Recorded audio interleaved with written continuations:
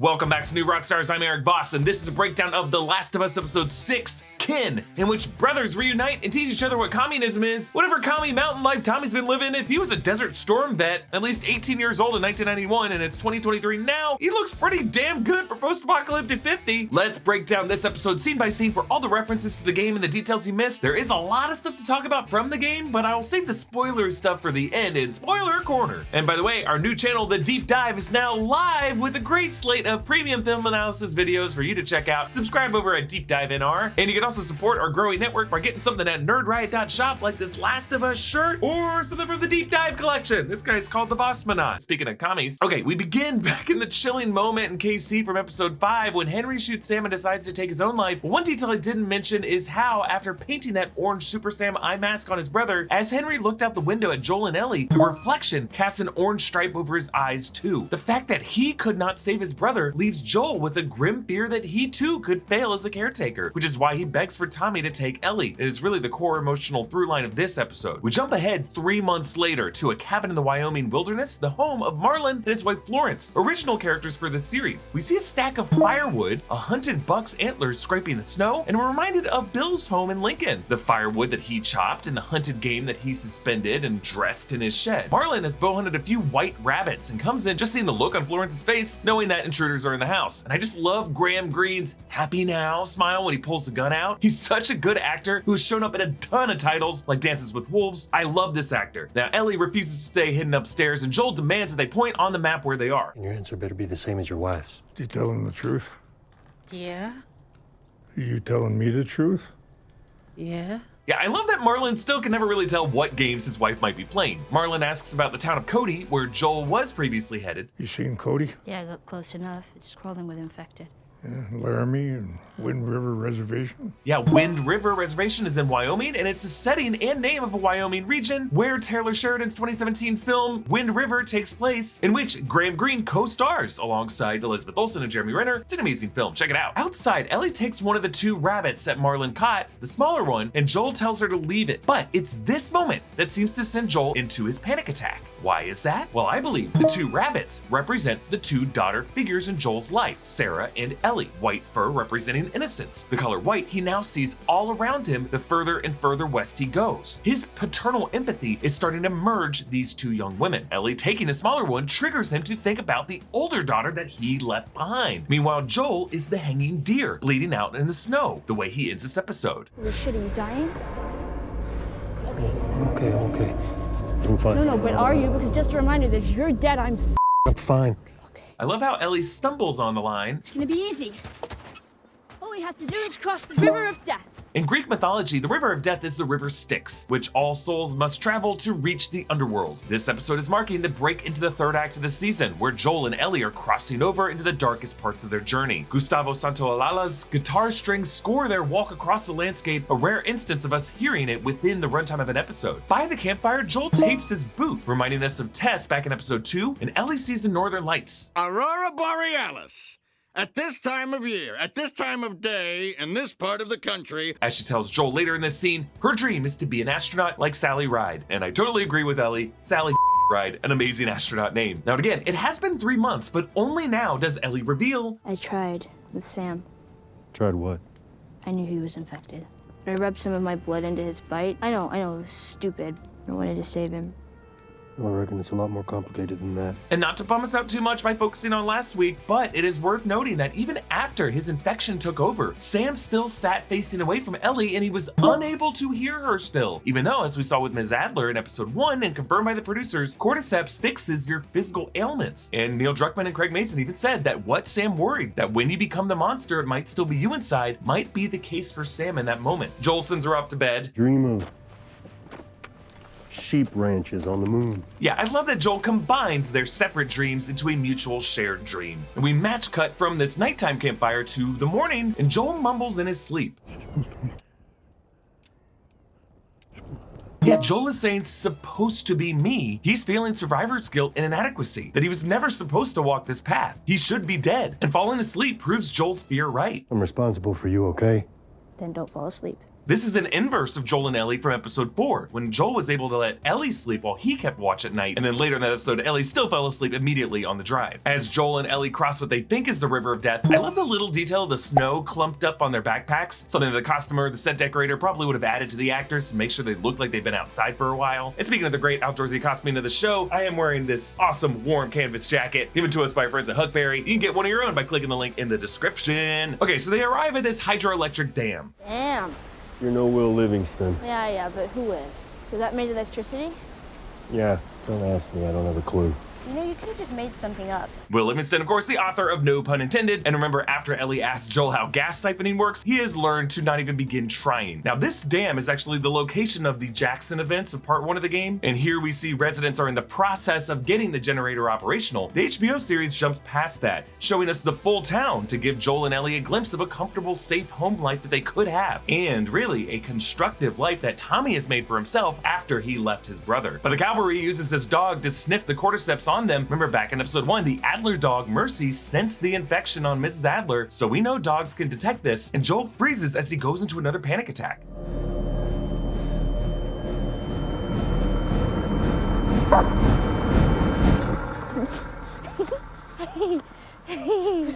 So why doesn't the dog smell the cordyceps in Ellie's arm? Well, it might be that dogs can only smell cordyceps if it has spread throughout the body and taken over the brain stem. But either way, Ellie is a new form of human adaptation to the fungus, and dogs in their immortal, divine character judgment ability just love humans who won't ever turn on them. Now, we see the town of Jackson and it is thriving. There's the Tipsy Bison Bar from the games, the banners for the Jackson Lights Festival 2003. You'd think they would have taken them down by now, but maybe they're just nostalgic. Ellie passes a woman in a wheelchair and kids making snowmen, showing how this community is stable enough to care for children and the elderly. Joel and Tommy reunite. What are you doing? I came here to save you.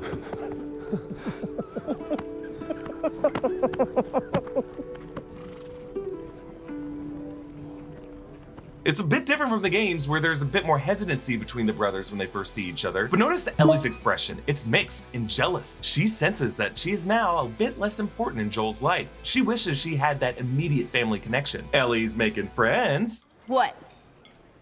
What's wrong with you? What about her manners? She was just curious.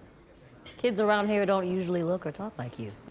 Well, maybe I'll teach them. Now, this girl isn't named here, but she could end up being someone important in the future of the series. I'm gonna get to that more in spoiler corner at the end of the video. Tommy reveals that he and Maria are together. Oh shit. Congrats. Joel, say congrats. Congrats. Yeah, I love that same forced friendliness that Joel just mutters out through his gritted teeth. The same that he used on Henry last episode. Everything is great. Dude. So we get a full tour of Jackson. House of worship, multi-faith, school, laundry. Oh, bank works as the jail, not that we've needed it. Yeah, they don't need the bank anymore because there's no capital in this commune, but it sounds like they also don't need the jail, either because people don't break the law or they get shot if they do, or maybe both. Tommy says, All shared. Collective ownership. So, communism. Nah, it ain't like that. It is that, literally. This is a commune. We're communists.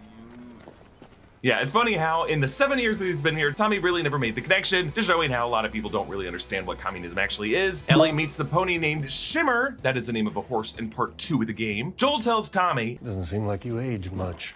You, on the other hand. okay, so Gabriel Luna is 40 years old, probably around 39 when he shot this. Pedro Pascal is 47, probably around 46 when he shot this. So Tommy should be at least 50 if he served in the Gulf War. Joel is a few years older than that, so I love that they at least acknowledge how young these actors look, even though they gray up Pedro Pascal a bit. Tommy asks, So how's Tess? She's fine. All right. Good then. And the kid? She's the daughter of some firefly muckety-muck. yeah, Joel has to lie about Tess initially because if he reveals how she died, he'll have to reveal everything about Ellie. But as a side effect of this, because he tells Tommy that he's moving to Ellie for a payment, Tommy continues to see his brother as a morally corrupt person who hasn't moved on from that life of killing people to get by. Tommy doesn't want to take Joel to Eastern Colorado University because he's gonna be a father. I feel like I'd be a good dad. Guess we'll find out. I guess we'll find out. That's all you got? What else am I supposed to say? Yes, the whole idea of fatherhood still stings for Joel. He once considered himself a good dad, but now he sees the whole idea of fatherhood as just setting one up for failure. And Joel has another panic attack, but notice how Pedro Pascal is blinking rapidly at first, but then he stops and goes wide-eyed when he looks over to see a woman who from behind looks exactly like Sarah. But it turns out she is a mom who hugs her daughter, a daughter who looks like an even younger Sarah. Since it is 20 years since Sarah's death, Sarah would have been old enough to be a mom, and Joel could have been a grandfather. He's seen the entire erased timeline of his family tree. Now, at this point in my life, I have turned my brain into a cluttered junk drawer full of nerd trivia, and because that cluttered brain uses my MacBook, it was cluttered too, until I got Clean My Mac X. Clean My Mac X is the best software on the planet to clean and optimize your Mac. It deletes megatons of junk malware and it uninstalls unused apps and makes Mac computers faster, safer, and more organized. It's so good that it's been notarized by Apple themselves. And if anybody knows how to keep a Mac clean, it's the people who build them, right? Clean My Mac X has a whole bunch of tools you can use to clean up your Mac. Smart Scan finds system files you no longer need. Space Lens will show you what files are taking up the most room on your hard drive. And Malware Removal will find those nasty little viruses and junk programs you didn't even know you had. Once your Mac is healthy, Clean My Mac X's menu app will help you keep it healthy by giving you an easy way to look at key performance indicators on your computer. No wonder Clean My Mac X has been an industry leader in Mac health for 14 years. It even won the Red Dot Award, which is basically the Oscars of app design. It's used by millions of people in 185 countries around the world, plus Antarctica. To get started making your Mac run like new, just click the link in the description to download Clean My Mac X today. Ellie showers in this teenage girl's room where a bunch of teenage stuff is pinned on the corkboard, ranking the 10 hottest boys. Number 1, Freddie Thompson. Number 2, Taylor Marks. Number 3, Benny Neufeld. Number 4, Chad Wilson. Number 5, Ben Monty writes hotter with a haircut, so he was arrowed to number 1. Also in the lower left, we see a photo of Ben, I assume that's pre-haircut, where he wrote, "Stay cool, never change." Number 6, Scotty R with an arrow pointing to a beach photo. By the way, sorry, other Scotty in Jackson, Wyoming, 2003. You didn't make the list, buddy. Number 7, Ricky Barney. Number 8, Marshall Martins, arrow pointing to Marshall on a stage. Tammy's fave, she called dibs. I like how she wrote the plural version of Tammy's. I-E-S, not Y''S. But whoever this girl is, grammatical and spelling errors everywhere. Number 9, Dawson P, then crossed out not. Yikes, what happened to you, Dawson? Number 10, Hunter Phelps, and then an asterisk, Professor Smeds, Rolo's fave. Also, how old was this girl? Do you call your high school teachers professor? There's also a note from a secret admirer, and then some emo song lyrics. No one can hear me when I tell them I'm sad and I can't go on. And then the chorus, nobody but me will ever rise up the bullies. And later in this room, we see this girl has a poster for Radiohead's Creep and an iMac desktop from the early aughts. Maria left out for Ellie a Diva Cup, a very practical thing considering how glad Ellie was to find tampons 3 months ago. Since the subject is hardly ever covered in post-apocalyptic fiction, I do just like how menstruation is a reality for these characters. Ellie finds the names Kevin and Sarah written on the chalkboard, candles in front of each of them. Kevin was Maria's son, born April 3rd, 2000, and died a few days after Outbreak Day, meaning he was 3 years old with his mother Maria, a story that I really just don't want to see ever. Please, Last of Us, don't show us that. And of course, Sarah, that was Joel's daughter, Tommy's niece, died at age 14 the night after Outbreak Day. Outbreak Day was the 26th, and this was after midnight when she died. Maria reveals that Sarah was Joel's daughter, and they argue about Joel's character. There's a whole lot you're not telling me. Good. The only people who can betray us are the ones we trust. I like that we have this scene because in the game we never really cut away from Joel's point of view. So now we get to see how Ellie found out. And it was a result of this nice casual moment between women, where one is cutting the other one split ends. Just two women looking out for each other. Now this town screens the 1977 film The Goodbye Girl, written by Neil Simon. This was the first rom-com to gross over $100 million. Richard Dreyfuss won Best Actor for playing Elliot, who's an actor who moves in with a woman, Paula. The two form a friendship, and it's really sweet. He promises to never leave them, but he gets a huge job offer that he can't turn down. He has to make a big decision. Of course, parallel to Joel's dilemma in this episode, a man who gets stuck with a girl and has to decide if he's actually up to be her caretaker. And I love how they are screening this in the same mess hall where Joel and Ellie ate earlier. Everything is multi-purpose. Joel tells Tommy that Ellie is immune and emotionally confesses how inadequate he feels to take care of her and how his dreams are making him feel. I just know that when I wake up, I've lost something. I'm failing in my sleep. It's all I do. It's all I've ever done. It's failure. Again and again. Now we get to this big moment where Ellie is reading the girl's diary in the room, but we actually see a close-up of the diary page here. And you can read, "I hate my family. Mom told me she would take me to the mall. Something about me and my big mouth." And then she writes, "Geez, I'm crying on the page." Geez spelled geese. And then Holly's stepmom has left my dad. I feel so bad. It's all very true and typical teenage girl emotions that Ellie can't at all relate with. Boys movies, deciding which shirt goes with which skirt. It's bizarre. Now, all of this is almost a line-for-line adaptation from the amazing scene in the game where Joel finds Ellie and they have this heartbreaking argument. Except in the game, it comes after Ellie runs away on a horse to a nearby ranch house and Joel has to chase her down. I think it's great that they kept most of the dialogue the same. Even the wallpaper of the room is exactly the same. You have no idea what loss is. You have no idea what loss is. Now, there is no "you're on mighty thin ice" line, but the big difference I've noticed is that in the game, they're interrupted by Tommy running in and you gotta fight some raiders. Here, it just ends on this heavy emotional beat, which forces us to stay in the headspace of the characters. Now, in this room behind Joel on the wall is a poster of a giraffe. Around this section of the game, Joel and Ellie do find giraffes. Joel envisions decorating a Christmas tree with Sarah. His wristwatch is still working, unbroken. So was this before Sarah died? Well, probably not, because it sounded like his watch hadn't worked in years. So this must have been a fantasy in which Sarah survived until 3 months after Outbreak Day through Christmas 2003. And then from this moment, Joel's mind then drifts to Sarah, age 14, from the morning they ate their final meal from his point of view, as he sat across from her at that kitchen table and she wore that same lavender shirt. So Joel decides to give Ellie the choice on whether she wants him as her guardian, and she says yes. They attempt some target practice with Tommy's rifle and his new scope that he mentioned before. Joel proves Ellie wrong by firing a hole right in the H of asshole. Joel explains what a contractor was, what people's politics used to be, and he explains football and turnovers, first downs, and Ellie just sums it up. So, basically just moving in one direction. Basically. But violent. Oh, well, there's that. Another parallel to their journey. Moving in one direction, there's always violence, but in a constant fear of fumbling the football. That football being Ellie. As in the games, you do run into some monkeys who used to be in the zoology labs. Meanwhile, the way Joel and Ellie find the monkeys instead of clickers upstairs is just like it is in the game. Well, at least it ain't clickers. At least it ain't clickers. We find the Fireflies have cleared out of the university hospital with a packing list that mentions Salt Lake City. And upstairs they find a map with pins leading to Salt Lake City and St. Mary's on that map, which is the hospital they will be headed to. White pins seem to lead from Colorado where they are, but there are other separate pin trails, blue leading southwest to Southern California, red leading upward to Seattle, green moving east across the Great Plains, white continuing southeast toward New Mexico. Joel and Ellie run into a group of raiders and Joel breaks one guy's neck but gets a jagged shank stabbed into his gut, which he pulls out. And I know Craig Mazin knows this because he's talked about it at length on his Script Notes podcast, but despite what you see in TV shows and movies, you should never pull out an object that gets stabbed into you. Now, we shouldn't expect Joel to know that, but Mazin knows how much worse Joel just made it. In the game, the weapon is a piece of rebar, but here, it looks like a broken end of a baseball bat. Joel goes into shock as he bleeds and Ellie freaks out. I can't do this without you.